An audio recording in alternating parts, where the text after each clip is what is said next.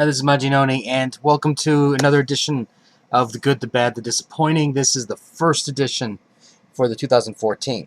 Anyways, let's take a look at what we have today. I think you're going to be surprised at the good. Bang! Earth 2, number 19. It is unleashed. That is how good this issue is. This really totally caught me by surprise. I really, I'm going into this going, oh, how is DC going to survive with the new creative teams? It was at such a crucial moment, and it was this aura of unknown. Well, I have to admit, Taylor has picked up right where Robinson's left off, and now, granted, Robinson left him at a spot where this storyline can't fail. As long as they have those notes, this thing can't fail. And it's not failing. It's basically giving me, wow, look at this, look at that. And I'm really enjoying every step of the way. Now, there's some really decent moments in here also. You have the parademons attacking, which is kind of like a rehash of the first one. But the thing that really got me here is this interaction here um, with what's her name? Marella. Now, she is technically the Aquaman. She's the Queen of Atlantis. And she just proves how much superior she is to Aquaman. She's up there with a Superman type level power set. And that, here's this extremely powerful gun, and she just shrugs it off, and then she basically says, sit down, lay down there, and convince me why, you exist, that I should let you continue to exist, type thing. So she's got attitude, she's got strength and power. I'm really enjoying this character. Uh, Along that route, you have also what's going on with the evil Superman, and now he's basically wanting to make Earth 2 the new apocalypse. And I'm really enjoying that angle of the story also, because this team of heroes that are left I don't see how this is going to happen. The Lois Lane character I can do without in a way, but the character is actually I think the Red Tornado is pulling her weight so far, so I'm not terribly distracted by the fact of, oh god, you just pulled another, we need somebody recognizable in this situation type thing. Also, there's a couple of surprises along the way, which I really enjoyed. The ending was one of those types of things that it's like, okay, I knew this was eventually going to come up, but it was a nice touch the way they did it. The person behind the vault doors was also just like when they meet the person, that was also like, huh? I mean, especially when you're expecting something terribly evil type thing. So overall, I'm really enjoying the direction this book is continuing to go, and I have to give credit where credit's due. This was actually really good. Now, there are other good books this week, and I don't want to say that this was the very best book on the shelf, but I gotta admit, this really entertained me as a whole, and since I don't usually give a lot of attention to like DC or Earth 2 and the good side of things, I thought, I need to give um, props where it's due. So, this is the good. The bad. Well, I don't think this is too much of this is kind of like what's pretty much expected, the Heist. This is like basically a 4-issue miniseries that they're trying to tie in together with Infinity. Basically, they're trying to steal Iron Man's armors, and the Kree are involved, and one of these guys has basically become like an Inhuman, and that's how they're trying to tie it in to get your dollar.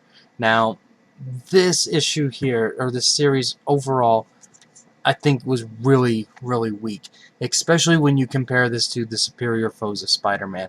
Superior Foes of Spider-Man is leaps and bounds so much at a higher level of creativity than the Heist. This looks like it's pretty much like a quick money grab, which is a shame because, these characters, they're powerful, but yet they're kind of not really, how do I want to say this?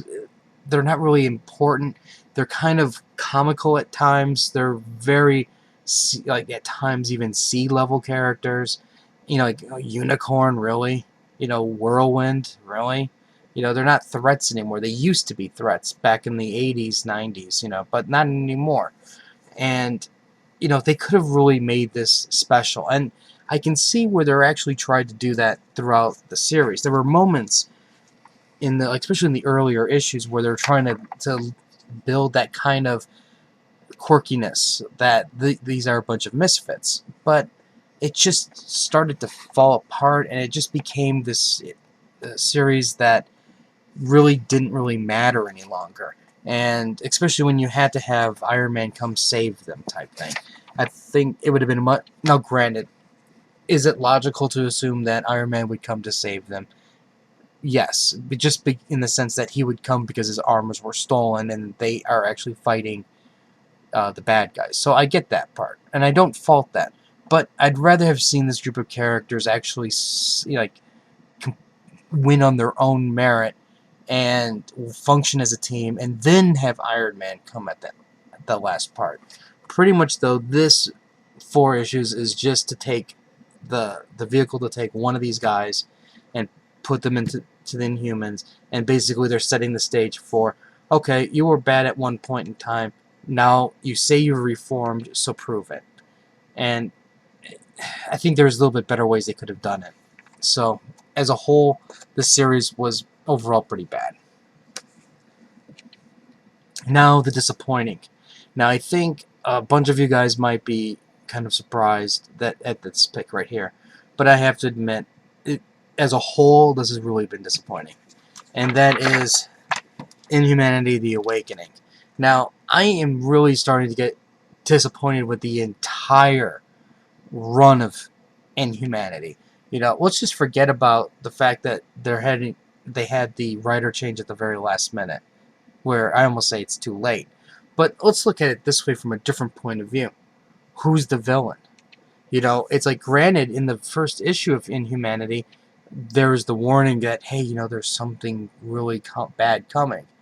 But for the most part, this is just people, normal people turning into Inhumans and then going into normal lives. I mean, not normal lives, but going into like a superhuman type life. And, you know, like, I get that part, but to call this a huge epic, not even epic, but a huge event, it's kind of like, I think it's missing something. It's really missing something good. And to me, Inhumans are just another form of mutant. And it's kind of like going, now you have 2 sets of mutants running around. It's almost redundant. So I'm not sure about this entire direction. Now, in terms of the book Awakening, what they're doing is they're basically taking a character, at least in this case, there's 2 brother and sister that become Inhumans, and it's showing their journey.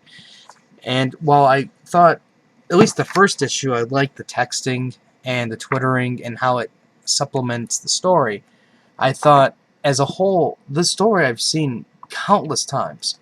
You know, where you have a person with superhuman abilities, he tries to do good, people suddenly think that he's evil, he wants to kill everybody, but he's not, he's misunderstood. And I've seen it before. I've seen it 1,000 times. I don't think that they've done anything remotely interesting or different to change that basic story. You know, at the end, what happens? You know, the guy gets found out. He's like, the heroes find him. He's, what do you really mean to do that bad thing? I'm a good guy. Nobody just hurt my sister. And then I'm like, okay, fine. You know, and he goes off to train. You know, I'm like, really? That's the issue. That's the crossover. I mean, in all honesty, I don't even know. I don't even want any more of these. I just don't. This is bullshit. Total bullshit. And I think, as a whole, realistically speaking, these like this stuff is really harming the core title. You know, and I am not looking forward to this. I just wish it would go away.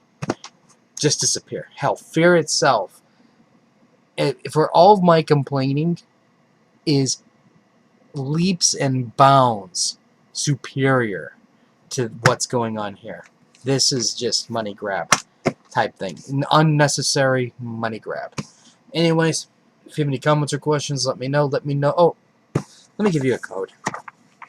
I keep forgetting to give you guys codes recently.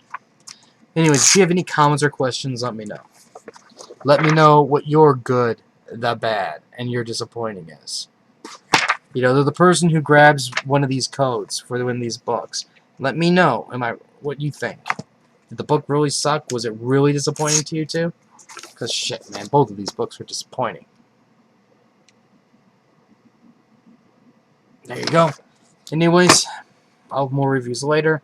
So until next time.